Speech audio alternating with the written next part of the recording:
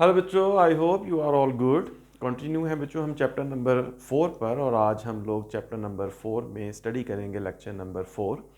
आज के lecture number 4 में बच्चों आज हम छोटी छोटी टर्म्स जो है फिजिकल क्वांटिटीज़ जो हैं उनको डिस्कस करेंगे, जिसमें बच्चों है पावर। हम पावर को स्टडी करेंगे और पावर का रिलेशन देखेंगे वर्क के साथ, और उसके साथ बच्चों पावर एंड वेलोसिटी जो है उसको डिस्कस करेंगे, और पावर के जो यूनिट हैं वॉट उस पर बात करेंगे, और फिर किलो वॉट आवर जो है एक क्वांटिटी है उस पर बात करेंगे।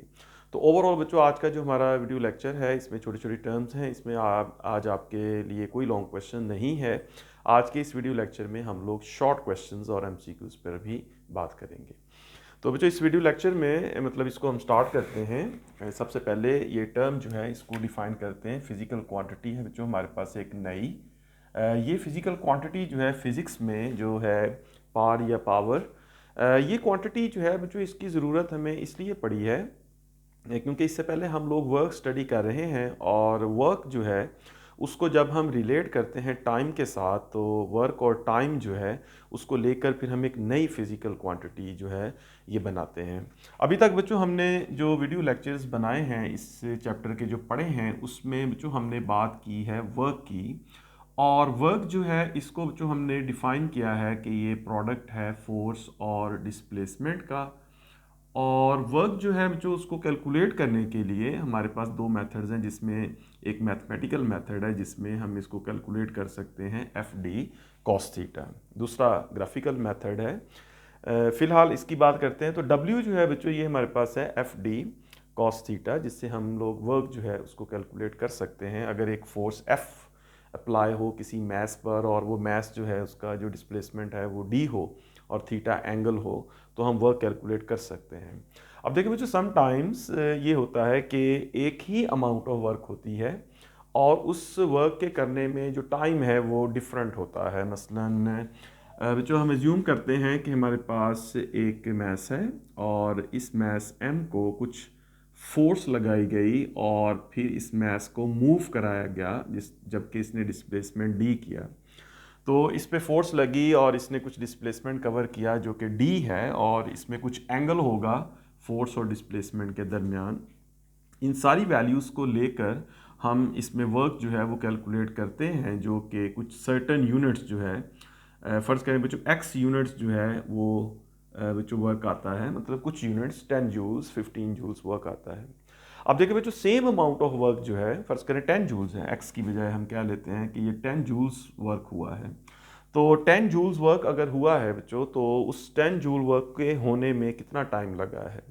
तो ये 10 जूल वर्क जो है वो 1 सेकंड में हो सकता है, और 10 जूल वर्क जो है वो 5, 10 या डिफरेंट नंबर ऑफ सेकंड्स में कंप्लीट हो सकता है।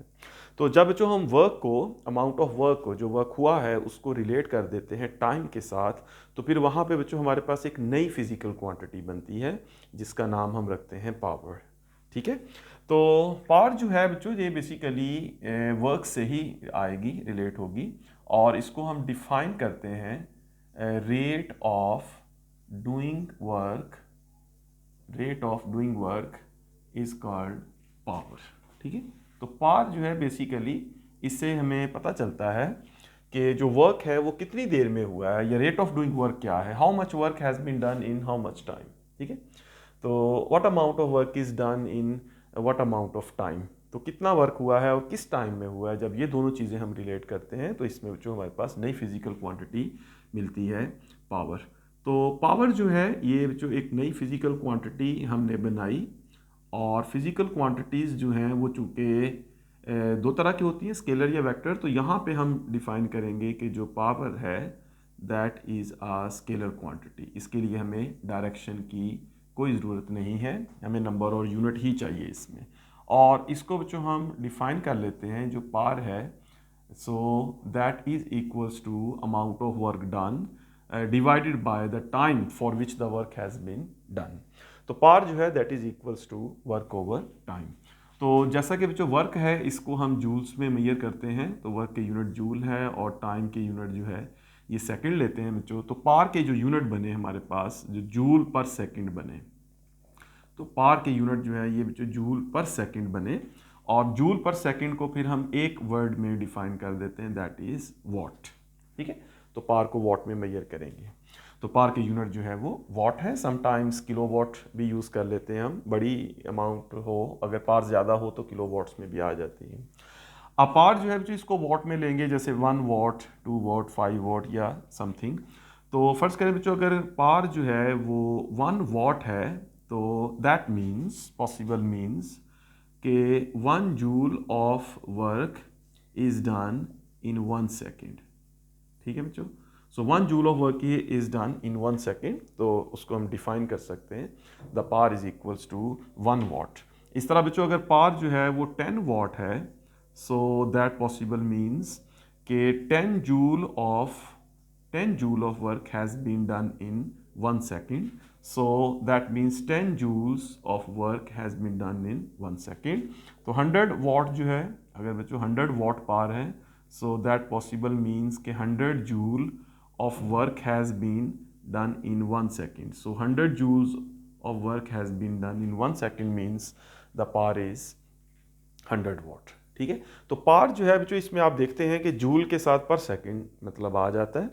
So that means how much work has been done in how much time, so that is called power. तो यहाँ से बच्चों वर्क को जब हम टाइम पे डिवाइड करते हैं तो both are scalar quantities, work is scalar, time is scalar, so dividing both scalar quantities gives us a new scalar quantity which is power.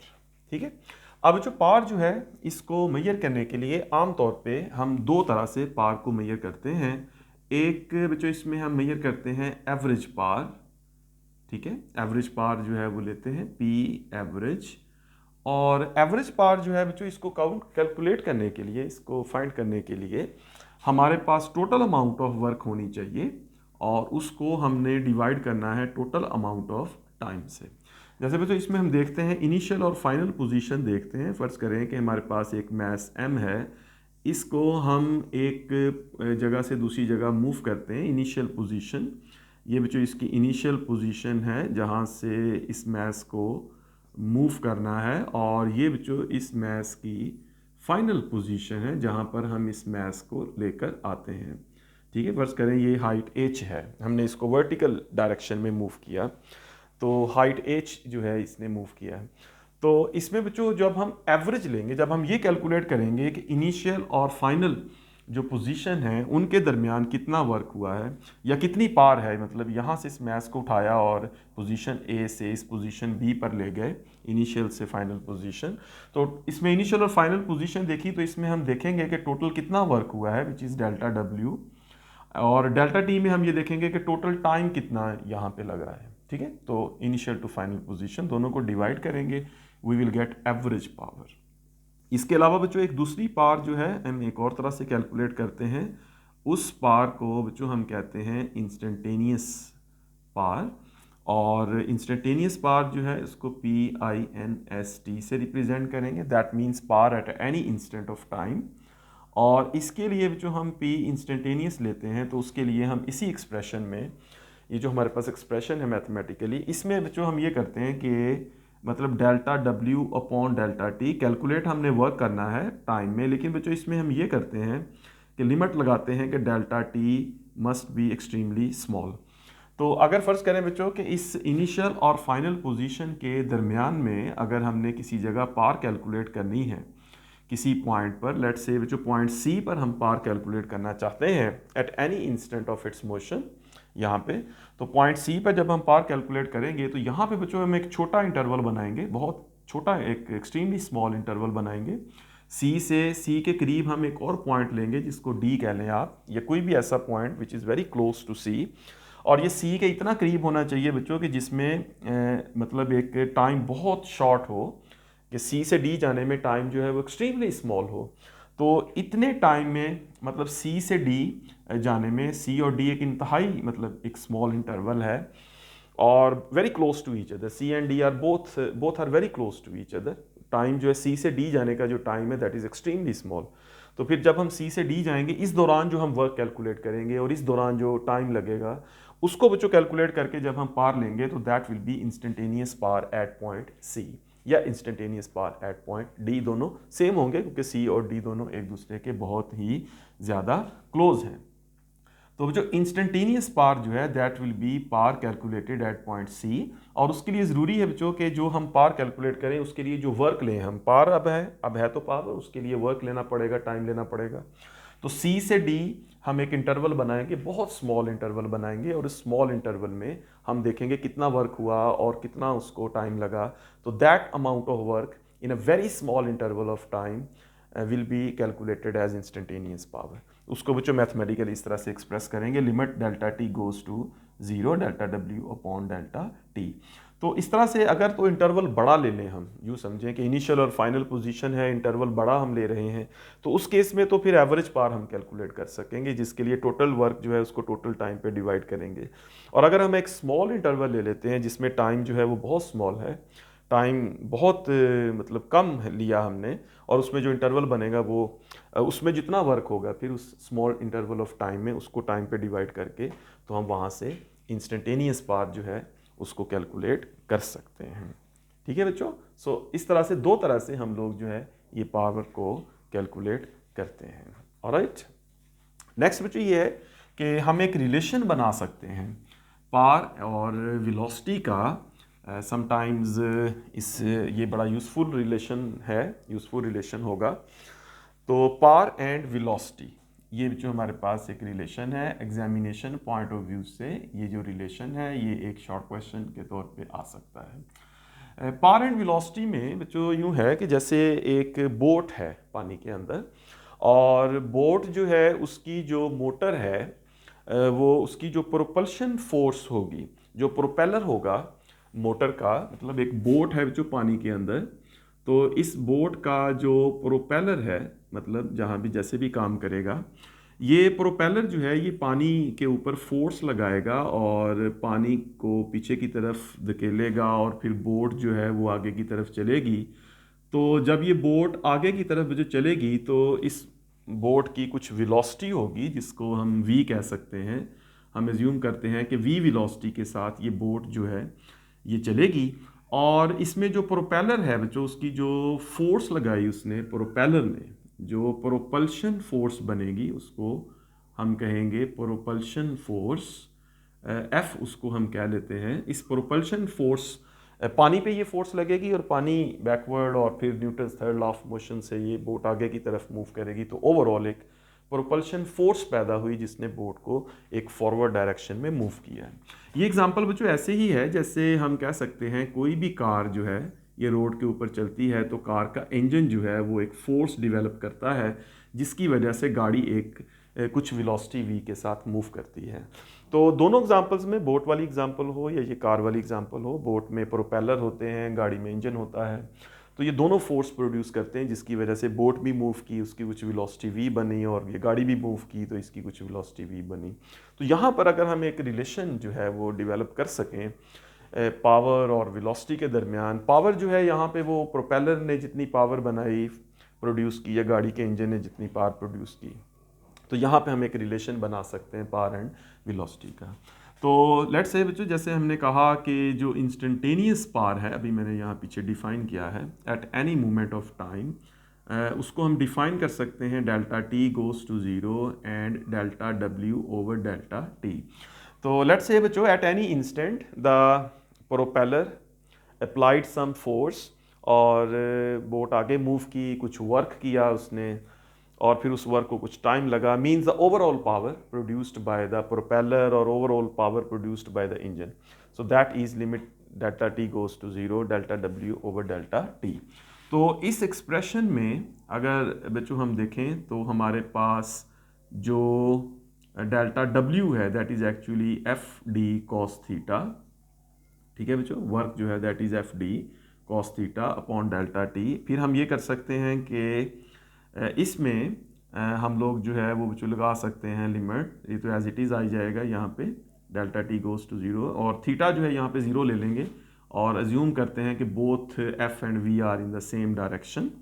तो इसका मतलब जो इसको हम लिख सकते हैं कि एफ डी या एफ डेल्टा डी लिख लेते हैं यहाँ पे, लेट्स से कि डी जो है दैट इज़ डिस्प्लेसमेंट, ये तो फॉर्मूला है, तो यहाँ पे बच्चों लिख लेते हैं डेल्टा डी, और थीटा जो है that is 0 upon delta T, यानी एफ फोर्स की वजह से डेल्टा डी डिस्प्लेसमेंट हुआ, तो इसको जो इंस्टेंटेनियस पार को फिर यूँ भी लिख सकते हैं delta T goes to zero, cos 0 1 होता है, तो ये हमारे पास F delta D upon delta T. तो यहाँ इसको जो इस एक्सप्रेशन को हम एफ जो है वो पहले लिख लेते हैं और limit delta T goes to zero को लगा देते हैं delta D over delta T के साथ। तो ये जो हमारे पास एक्सप्रेशन बनेगा delta D over delta T, जो कि डिस्प्लेसमेंट ओवर टाइम है, तो इस एक्सप्रेशन को हम वेलोसिटी जो है वो जो लिख सकते हैं। तो वेलोसिटी के मानों में अगर इसको लिखते हैं बच्चों, तो एक्सप्रेशन हमारे पास इंस्टेंटेनियस पार का जो है ये बन जाता है एफ, और उसके साथ ये हमारे पास v आएगा। ठीक है, तो यहाँ पर इसको हम एफ वी जो है वो लिख सकते हैं। So F is force and v means the magnitude of velocity. और ये स्पेशल केस जिसमें थीटा जो है वो हमने ज़ीरो लिया है, तो थीटा ज़ीरो लिया है, तो हमारे पास जो इंस्टेंटेनियस पार जो है ये इक्वल आएगी product of force and velocity के। ठीक है, तो ये जो एक एक्सप्रेशन है जिसमें हम पार जो है कोई भी इंस्टेंटेनियस पार जो है उसको कैलकुलेट कर सकते हैं। इंस्टेंटेनियस पार जो है यहाँ पे हमारे पास इक्वल आ जाएगी F times V, force times velocity. तो ये भी बच्चों है इस तरह से। अगर इसको हम जनरलाइज करें तो हम इस एक्सप्रेशन को यूँ भी कह सकते हैं कि इंस्टेंटेनियस वेलोसिटी जो है दैट इज़ इक्वल्स टू, इसको जनरलाइज्ड फॉर्म में यूँ भी लिख सकते हैं, ऐसे भी ठीक है, इसको कंप्लीट कर सकते हैं आप, delta T goes to zero, और ये हमारे पास delta W over delta T. तो इस एक्सप्रेशन को हम यूँ भी लिख सकते हैं कि limit delta T goes to zero, और वर्क को हम लिख सकते हैं F dot delta D upon delta T. तो फिर हमारे पास इंस्टेंटेनियस पार जो है इसको हम यूँ भी कर सकते हैं F dot limit delta T goes to zero delta D over delta T vector form में। तो इंस्टेंटेनियस पार जो है that is equals to F dot V. तो यहाँ से बच्चों हम लोग ये एक्सप्रेशन भी लिख सकते हैं। वो एक जनरल वो एक्सप्रेशन जो है उसमें डेल्टा डब्ल्यू को एफ डी कॉस थीटा में थीटा ज़ीरो लगाएं, तो एक पर्टिकुलर केस हो गया जब मैक्सिमम पार बनेगी एफ वी। ये एक जनरलाइज्ड फॉर्म में आप इसको यूँ लिख सकते हैं। तो यहाँ से बच्चों आप देख सकते हैं जो पार है इंस्टेंटेनियस पार है that is actually equals to F dot V. तो पार जो है यहाँ पे डिफाइन की जा सकती है इंस्टेंटेनियस पार कि इस तरह से बच्चों इसको कह सकते हैं that is the instantaneous power is actually scalar product of force and velocity. तो बच्चों किसी प्रोपेलर किसी सोर्स ने फोर्स प्रोड्यूस की, जैसे ये बोट या कार है, तो उसमें जो फोर्स प्रोड्यूस की उसके साथ जो वेलोसिटी है, तो force time velocity F dot V जो है ये हम डिफाइन करते हैं that is actually instantaneous power. और स्केलर प्रोडक्ट है तो फिर बच्चों स्केलर प्रोडक्ट को हम यूँ भी लिख सकते हैं that is F V times cos theta, where theta is the angle between force and velocity. ठीक है, तो इस तरह से हम इसको जो है वो इस एक्सप्रेशन को यूज़ करके पार को कैलकुलेट कर सकते हैं। ठीक है, तो इसमें जो ये है कि फ़र्ज़ कीजिए कि एक कार है और उसने जो है वो कुछ फोर्स लगाई उसके इंजन में। तो लेट्स से बच्चों कि ये एक कार है और इस कार का जो इंजन है इसकी फोर्स जो है वो 10 न्यूटन है, और इसकी में नतीजे में बच्चों जो डिस्प्लेसमेंट है इसका वो बच्चों 100 मीटर है।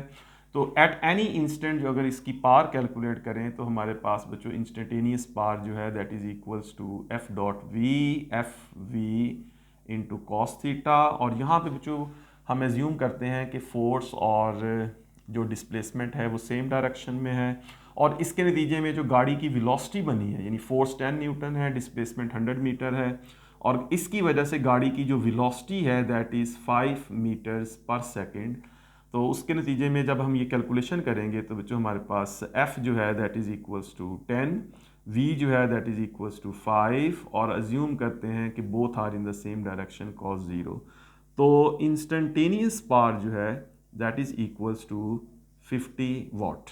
तो सिंपल बच्चों अगर हमें f और v पता हो तो हम उसकी वैल्यूज़ को इस फॉर्मूला में लगा के तो इंस्टेंटेनियस पार जो है वो कैलकुलेट कर सकते हैं। ठीक है, जिस मोमेंट पे गाड़ी जो है वो 10 न्यूटन फोर्स लगाएगी और उसकी वजह से गाड़ी की जो वेलोसिटी है वो 5 मीटर पर सेकंड होगी, तो हम उसकी कैलकुलेशन करके वहाँ पे उस टाइम पे उस मोमेंट पे उसकी इंस्टेंटेनियस पावर जो है उसको कैलकुलेट कर सकते हैं।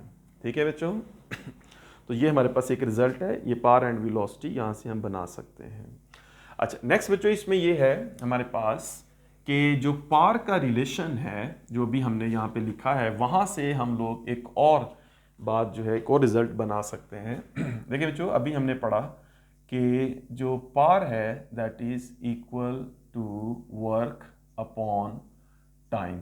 यहाँ से बच्चों वर्क को हम एक और तरह भी डिफाइन कर सकते हैं, तो हम ये भी कह सकते हैं कि वर्क जो है that is equals to power into time.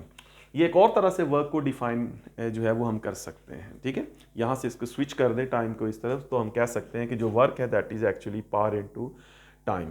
तो चूंकि बच्चों वर्क के जो यूनिट हैं वो हमारे पास जूल हैं, तो पावर के जो यूनिट हैं वो हमारे पास हैं वॉट, और टाइम के जो है ये हमारे पास है सेकंड। तो यहाँ से बच्चों हम कह सकते हैं कि वॉट इनटू सेकंड जो है that is again equals to joule. ठीक है, सो जूल इज एनर्जी और work that is equals to watt into second. ठीक, अब यहाँ बच्चों एक नया यूनिट एक नई चीज़ हम डिफाइन करते हैं which is kilowatt hour. तो किलो वॉट आर जो है ये बेसिकली बच्चों यूनिट हैं वर्क के या यूनिट ऑफ एनर्जी भी इसको कह सकते हैं। ठीक है, so kilowatt hour is not a unit of power but kilowatt hour is a unit of energy. ठीक है, इसको आपने मिक्सअप नहीं होने देना। चूंकि वॉट इनटू सेकंड है तो वॉट इनटू सेकंड जूल बनेगा, मींस वर्क बनेगा या एनर्जी बनेगा, एनर्जी के यूनिट जूल्स हैं। किलो वॉट आर जो है इसमें भी जो तीन चीज़ें हैं ये आप देख सकते हैं, किलो है और फिर वॉट और आर। इसको अगर हम डिफाइन करें तो इसको बोलेंगे किलो वॉट आर, और किलो वॉट आर में जो आप देख सकते हैं kilo watt means unit of power, ये किलो वॉट जो है ये पावर है और आवर जो है ये बच्चों टाइम है। So that means it is multiplication of power and time. So kilowatt hour must be the unit of energy और वर्क। ठीक है, अब जो 1 किलो वॉट आर है अगर इसको हम डिफाइन करें बच्चों ये कितना वर्क होगा या कितनी एनर्जी होगी, तो 1 किलो वॉट जो है 1 किलो वॉट आर जो है that means 1000 of watts multiplying by 1 hour. So 1000 watt is basically 1000 joules per second, और 1 आवर जो है that is actually equals to 3600 seconds. तो यहाँ जो सेकंड से सेकंड कैंसिल होगा तो वी गेट 3600 मल्टीप्लाइंग 1000। तो यहाँ पे बच्चों हमारे पास ये बनेगा जूल्स। ठीक है, तो इसको बच्चों आप मैथमेटिकल एक स्टैंडर्ड फॉर्म में अगर हम लिखें तो इसको बच्चों हम लिख सकते हैं 3.6 times 10 raise to the power 6 joules of energy. So 1 kilowatt hour is equals to 3.6 times 10 to the power 6 joules, या बच्चों इसी को 3.6 times 10 to the power 6 joule को 3.6 mj या मेगा जूल्स हम कहेंगे। So 1 kilowatt hour equals 3.6 mj और mega joules of energy. तो ये एक्सप्रेशन भी बच्चों काफ़ी यूज़ होता है, ये एक्सप्रेशन हम यूज़ करेंगे और इस एक्सप्रेशन की जो है वो अंडरस्टैंडिंग होनी चाहिए आपको कि जो 1 किलो वॉट आर है this is not a unit of power but this is a unit of energy और this is unit of work. ठीक है, ये हम यहाँ से स्विच करके पावर के इस फॉर्मूले से वर्क को डिफाइन करके यहाँ से अगर हम वर्क को कैलकुलेट करें तो फिर वर्क हमारे पास इस तरह से ये जो एक 1 किलो वॉट आर है एक नया यूनिट हमें मिलता है। सो कि 1 kilowatt hour is unit of energy और यूनिट ऑफ वर्क। ठीक है बच्चों। ओके चलें एक एग्जांपल बच्चों करते हैं हम यहाँ पे पावर को अंडरस्टैंड करने के लिए। तो हमारे पास एक एग्जांपल है इस तरह से बच्चों कि ये example 4.2 A 70 kg man runs up a long flight of stairs in 4 seconds of time. So t equals to 4 seconds, right? Vertical height of the stairs is 4.5 meter. जो height है stairs की that is 4.5 meter. Calculate how much power is required in watts. So what is amount of power that is needed to do this? देखिए बच्चों, ये एक stairs है, this is a long flight of stairs, और इन stairs की जो height है, अगर इसको हम देखें यहाँ से ग्राउंड लेवल से, यहाँ से इसकी हाइट अगर हम देखें तो इन स्टेयर्स की जो हाइट है एच दैट इज़ 4.5 मीटर्स, और एक आदमी है उसने मुझे ये स्टेयर्स चढ़ के यहाँ तक जो है वो आना है, तो how much power is required to do this? अब देखें बच्चों, ये उसकी इनिशियल पोजीशन है, ये ग्राउंड पे यहाँ पे इनिशियल पोजीशन है, ये फाइनल पोजीशन है। तो हम ओवरऑल देखेंगे कि इसमें कितना वर्क हुआ है, चूँकि हम पावर जो है इसको डिफ़ाइन करते हैं, हम पावर को डिफ़ाइन करते हैं that is equals to work upon time. तो टाइम तो गिवन है कि 4 सेकेंड। अब हमने देखना है कि यहाँ से यहाँ तक जाते हुए बच्चों उसने टोटल कितना वर्क किया है। तो ये जो वर्क होगा बच्चों that is equals to F dot D, अगर हम देखते हैं और इसको टी से डिवाइड करते हैं, और फिर बच्चों इसमें एफ डॉट डी को हम एफ डी कॉस थीटा लगाते हैं टी। अब जब ये आदमी स्टेयर्स मूव करेगा तो इसमें जो फोर्स लगाएगा ये अपने आप को उठाने के लिए that must be equals to its weight, यानी इस आदमी ने अपने आप को उठाना है तो अपने ही वेट के इक्वल फोर्स लगाएगा। So that force F must be equals to M G, और डी जो है बच्चों that must be the vertical distance, क्योंकि यहाँ से यहाँ जाना है तो how much vertical distance has been moved that is equals to H, और फिर कॉस थीटा अपॉन टी। तो यहाँ बच्चों अगर हम देखें तो मैस ऑफ मैन इज 70, जी जो है दैट इज 9.8, एच जो है that is 4.5 into cos of zero, यहाँ कॉज ज़ीरो आएगा। वी अज्यूम के जो फोर्स लगा रहा है आदमी that is in upward direction, and the displacement that man goes is also in upward direction. तो टाइम जो है वो हमारे पास यहाँ पे है 4 सेकेंड्स। तो अगर हम ये सारी कैलकुलेशन करते हैं और हमारे पास 7.7 इंटू 10⁻², 7700 वॉट आता है, विच इज़ 7700 वॉट, या बच्चों इसको कह सकते हैं हम कि that is equals to 7.7 times 10⁻², right. ये 770 वॉट यहाँ पे बनेगा, 770 वॉट बनेगा, 4 इसके साथ 1 और फिर ये तकरीबन 770, तो 7.7 इंटू 10⁻² वॉट जो है ये जो पार यहाँ से हम लोग कैलकुलेट करके फाइंड कर सकते हैं, ठीक है। So that is 7.7 into 10⁻² what. तो इस तरह बच्चों वर्क की कैलकुलेशन पार हम फाइंड कर सकते हैं। So power is always equals to work over time. तो पार के लिए वर्क कैलकुलेट करें कि इनिशियल और फाइनल पोजीशन के दरमियान वर्क कितना है, तो टोटल टाइम। तो ये जो पार हम जो यहाँ से कैलकुलेट करेंगे that must be an average power, ठीक है। यहाँ पे हमने एवरेज पार होगी, तो जैसे मैंने स्टार्ट में कहा था कि पार जो है वो ये एवरेज है या इंस्टेंटेनियस, तो एवरेज पार होगी, क्योंकि यहाँ हम इनिशियल पोजीशन ले रहे हैं, यहाँ फाइनल पोजीशन ले रहे हैं। तो इनिशियल से फाइनल में टोटल वर्क हमने कैलकुलेट किया है और उसको टोटल टाइम से डिवाइड किया है। तो बीच में कहीं पे किसी और पोजीशन पे फाइंड करेंगे दैट विल बी इंस्टेंटेनियस, तो वो हमने इसमें नहीं फाइंड की। तो इनिशियल और फाइनल के दरमियान जो पार कैलकुलेट होगी this P must be an average power, ठीक है बच्चों। So I hope it is all clear. तो इस टॉपिक में जो आप लोगों को पावर की अंडरस्टैंडिंग होनी चाहिए, पावर की डेफिनेशन, क्यों ज़रूरत महसूस हुई पावर की, या पावर क्यों बनाई गई एक नई फिजिकल क्वांटिटी। तो वर्क अपॉन टाइम, तो वर्क जो है वो टाइम से जब डिवाइड होता है, एक ही वर्क जो है वो 2 डिफरेंट टाइम्स में हो सकता है, तो वहाँ पे 2 डिफरेंट पार्स बनेंगी, तो वो नई फिजिकल क्वांटिटी बनी। और फिर पार जो है उसका वेलोसिटी से रिलेशन, और वो हमने बनाया हमारे पास, और फिर वहाँ से एक नई चीज़ हमने निकाली, यूनिट ऑफ वर्क या unit of energy, that is kilowatt hour. इसको आप याद रखेंगे। सो ये एक एग्जांपल आपके साथ। ऑलराइट बच्चों, so I hope it is all clear. अगर फर्दर भी कोई क्वेश्चन है तो आप लोग मुझे सेंड कर सकते हैं। Thank you very much, take care, all the best.